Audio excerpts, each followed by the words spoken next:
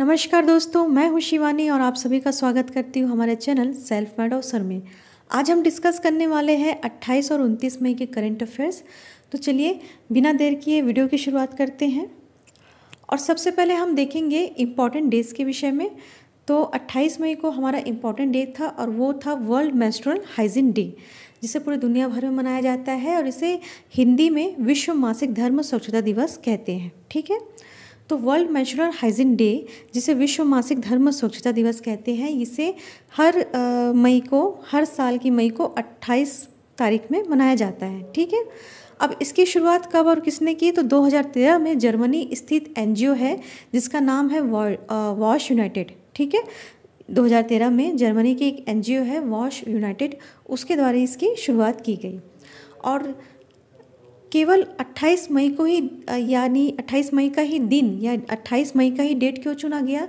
तो इस पे संयुक्त राष्ट्र जनसंख्या कोष, जिसे यूएनएफपी कहते हैं, यूएनएफपीए कहते हैं, उसने बताया कि 28 मई जो है वो महिलाओं के मासिक धर्म चक्र को दर्शाता है। अब वो कैसे?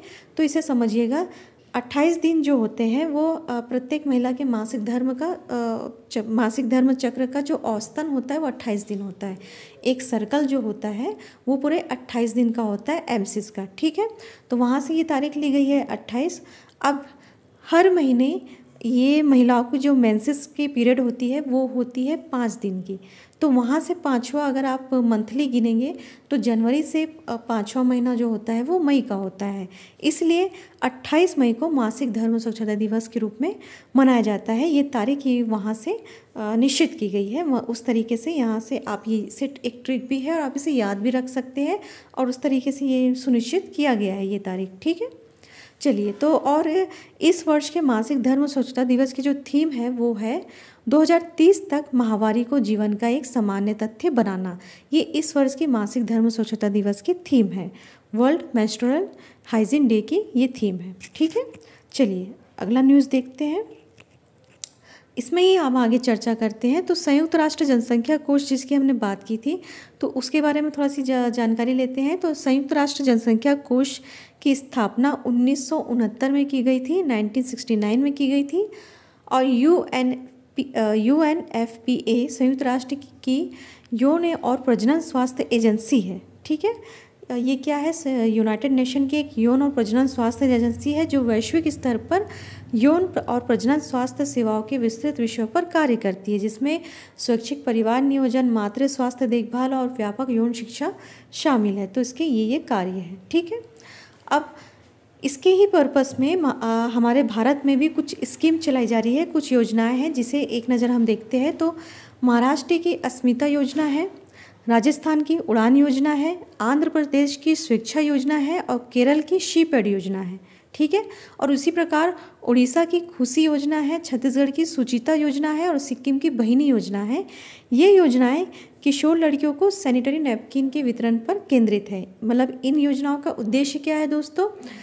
जो भी लड़कियां हैं, जो भी गर्ल्स हैं, जो कि 12 वर्ष पार कर चुकी है और उसके मेंसेस आने के समय शुरू हो जाते हैं, तो उनके लिए ये सैनिटरी नैपकिन बांटती है, वितरण करती है फ्री एट कॉस्ट। ठीक है, चलिए, और केरल और बिहार केवल 2 राज्य हैं जहां महिलाओं के लिए मासिक धर्म की छुट्टी की नीतियां हैं। तो ये भी आपको पॉलिसी एक ध्यान रखनी है कि भारत में अभी तक केरल और बिहार ही केवल 2 राज्य हैं जहां महिलाओं को एमसिस के दौरान छुट्टियों की पॉलिसी दी गई है, बताई गई है। ठीक है, चलिए ये समझ में आ गया आपको। अब आगे बढ़ते हैं।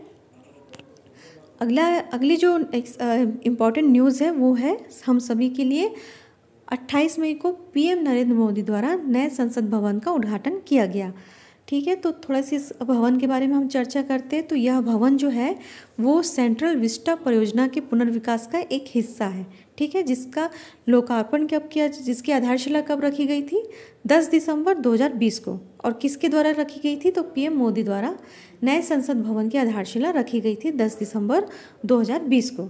ठीक है, और इस परियोजना को पहले अक्टूबर 2022 तक पूरा करने का लक्ष्य था, लेकिन चूँकि ये किसी कारण से देरी हुई इसमें और अब ये हमारे सामने 28 मई को ये पूरी तरह बनकर सामने आया। ठीक है, अब इस भवन की भी कुछ विशेषताएं हैं। क्या है, तो उसमें सबसे पहला तो आप ध्यान रखिएगा कि 65,000 वर्ग मीटर का ये निर्मित क्षेत्र है।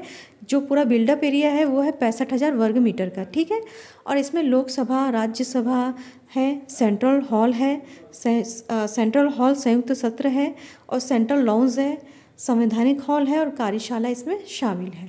ठीक, अब इस भवन का जो आकार है वो आप साइड पे जो पिक लगी है उसमें आप देख पा रहे होंगे। इस भवन का आकार जो है वो त्रिकोणीय है, ट्रायंगल शेप में है। ठीक है, और इसका जीवन काल जो है, इसकी जो जीवन काल बताया गया है वो 150 से अधिक वर्षों का बताया गया है। अब इसमें लोकसभा सदन के कक्ष में 888 सदस्य बैठ सकते हैं, और राज्यसभा सदन के कक्ष में 384 सदस्य बैठ सकते हैं। ठीक है, अगर आप इसके कंपेयर, एक वीडियो वो भी है जिसमें हमने पुराने संसद भवन और नई संसद भवन का कंपैरिजन किया है, तो उसमें भी आपको ज़्यादा अच्छे से समझ में आ जाएगा। उनकी लिंक हम डिस्क्रिप्शन में दे रखेंगे। ठीक है, तो आप इसमें इतना समझ लीजिए कि जो इसमें लोकसभा सदन के जो कक्ष में जो बैठने की संख्या है यहाँ पर एक 888 है, और राज्यसभा कक्ष में जो बैठने की संख्या है वो है 384 है। ठीक है, अब सितंबर 2020 में 862 करोड़ रुपए की अनुमानित लागत से नए संसद भवन के निर्माण का अनुबंध किया गया था, एग्रीमेंट किया गया था। किसके साथ? टाटा प्रोजेक्ट्स लिमिटेड के साथ। ठीक है, लेकिन चूँकि इस परियोजना में अब लागत बढ़ गई है तो इसकी जो 1200 करोड़ के आसपास इसकी लागत अब पहुंच गई है। ठीक है, तो ये आप ध्यान रखिएगा।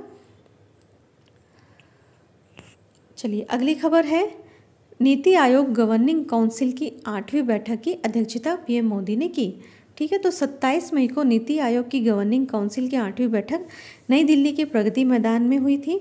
नई दिल्ली के प्रगति मैदान में जो न्यू कन्वेंशन सेंटर स्थित है वहाँ पर ये हुआ था, और इसके बैठक का जो विषय था वो था विकसित भारत एट 2047, टीम इंडिया की भूमिका। तो आप इसकी जो बैठक की जो विषय है उसको ध्यान रखिएगा।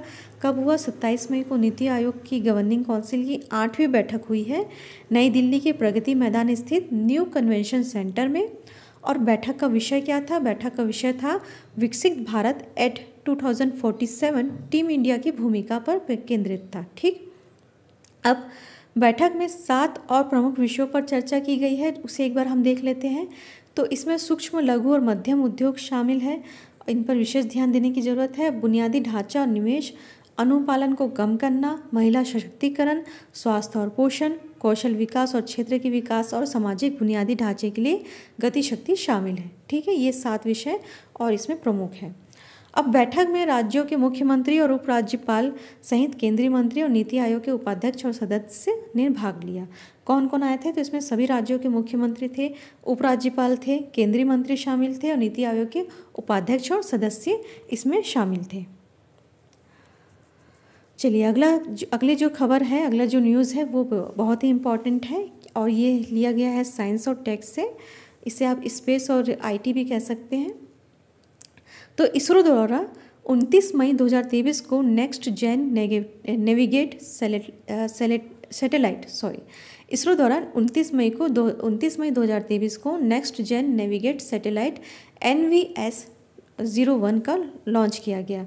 तो भारतीय अंतरिक्ष अनुसंधान संगठन यानी इसरो द्वारा सोमवार को आंध्र प्रदेश के श्रीहरिकोटा के सतीश धवन अंतरिक्ष केंद्र से भू-स्थिर उपग्रह प्रक्षेपण यान GSLV, ठीक है, जिसे हिंदी में क्या कहते हैं? भू-स्थिर उपग्रह प्रक्षेपण यान, GSLV।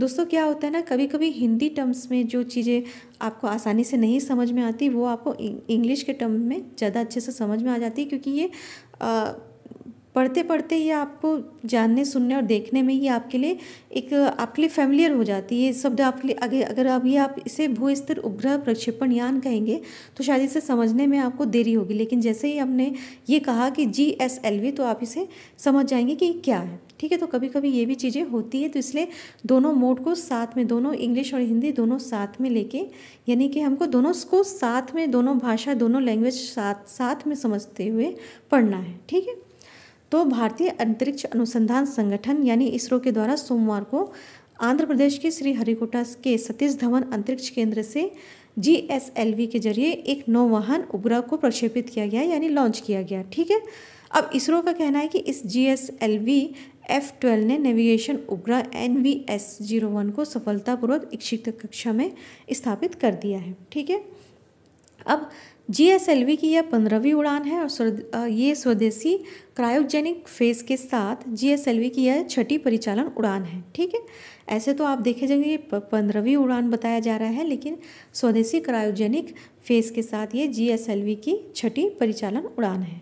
अब उपग्रह को जियोसिंक्रोनस ट्रांसफर ऑर्बिट में स्थापित किया जाएगा और यह स्वदेशी रूप से विकसित रूबिडियम परमाणु घड़ी ले जाएगा। इस घड़ी का उपयोग क्या है? इस घड़ी का उपयोग है GPS के सटीक स्थान टाइमिंग के लिए इसका उपयोग किया जाएगा। ठीक, तो इसका आप उपयोग ध्यान रखिएगा, क्या है और कैसे ले जाया गया ये ध्यान रखिएगा।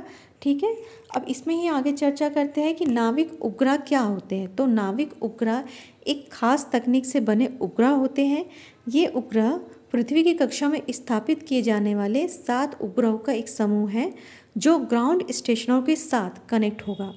इन उपग्रहों को खास तौर पर सशस्त्र बलों की ताकत मजबूत करने और नौवहन सेवाओं की निगरानी के लिए बनाया गया है। ठीक है, क्या क्या ये सशस्त्र बलों की स्थिति मजबूत करेगा, उनकी शक्ति के लिए ये है, यानी खास तौर सीधे तौर पे ये उनमें इस्तेमाल किया जाएगा, इसकी मदद ली जाएगी वहाँ पर, और दूसरी जगह नौवहन सेवाओं में। ठीक है, तो उसमें भी इसकी मदद ली जाएगी। और इसरो ने भारतीय उपग्रह के साथ मिलकर GSLV NVS-1 नाविक को तैयार किया है।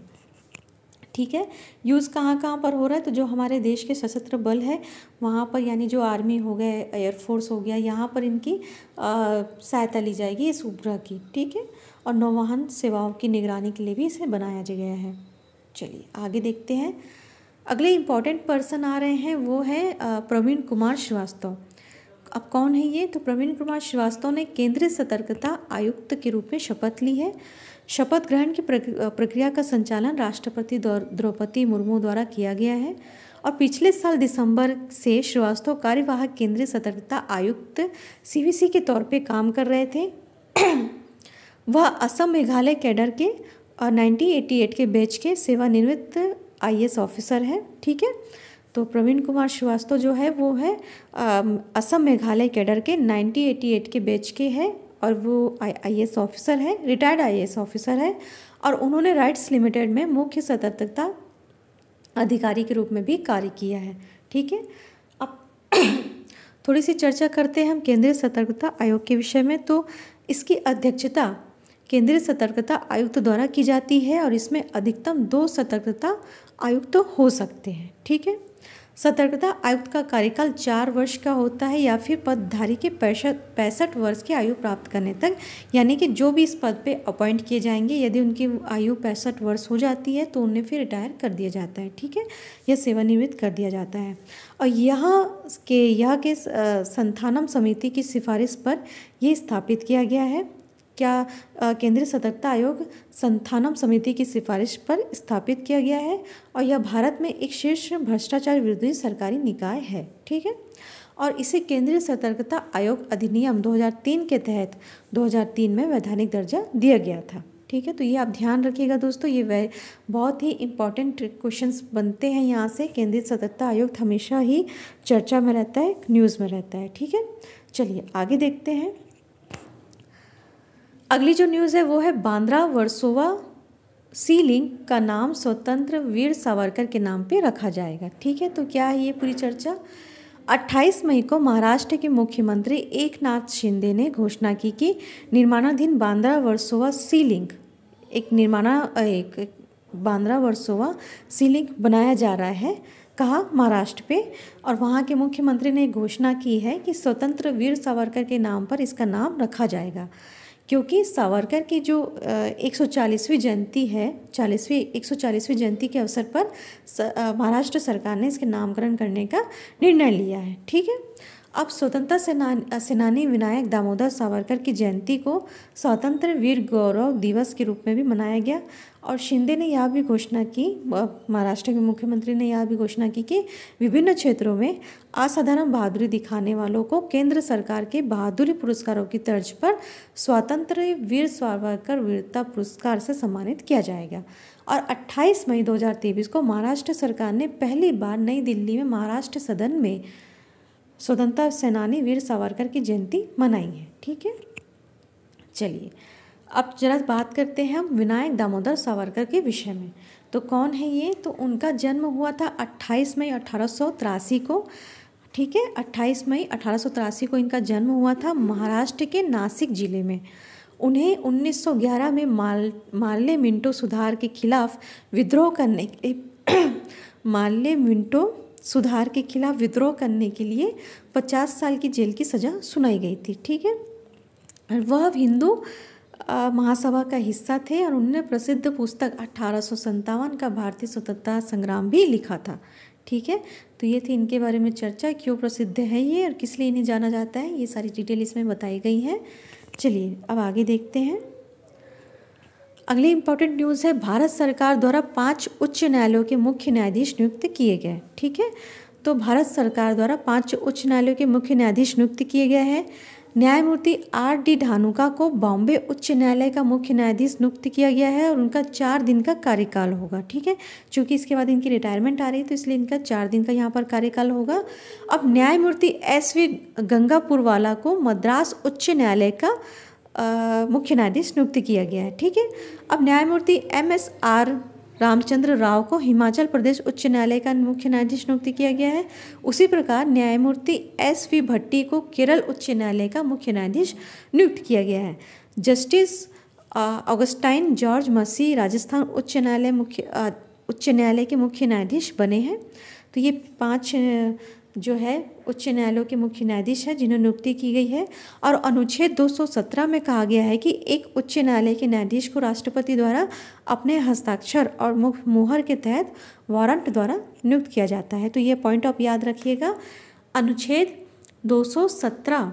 ठीक है, इसके अनुसार एक उच्च न्यायालय में के न्यायाधीश को राष्ट्रपति द्वारा अपने हस्ताक्षर और मुहर के तहत वारंट द्वारा नियुक्त किया जाता है। चलिए दोस्तों आगे देखते हैं। तो आगे इसमें बताया गया है उच्च न्यायालय के मुख्य न्यायाधीश की क्या क्या स्थिति होती है। तो इनकी नियुक्ति के बारे में बताया गया है। पहले तो इनकी नियुक्ति कैसे होती है, तो राष्ट्रपति भारत के मुख्य न्यायाधीश और राज्य के राज्यपाल के परामर्श के बाद उच्च न्यायालय के मुख्य न्यायाधीशों की नियुक्ति करते हैं और इनकी शपथ होती है। तो राज्य के राज्यपाल या केंद्र शासित प्रदेशों में उपराज्यपाल या राज्यपाल द्वारा नियुक्त व्यक्ति द्वारा शपथ दिलाई जाती है इन्हें।